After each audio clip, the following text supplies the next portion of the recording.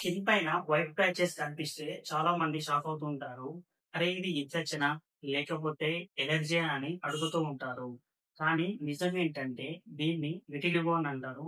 Vitiligo ఒకరి నుండి ఒకరికి స్ప్రెడ్ కాదు. అంటే ఒకరి చేతిలో ఒకరు ఏసుకోవడం వలన తగ్గుతుందేమో దాని ద్వారా మనకు వచ్చిందని చాలా మంది అడుగుతూ ఉంటారు.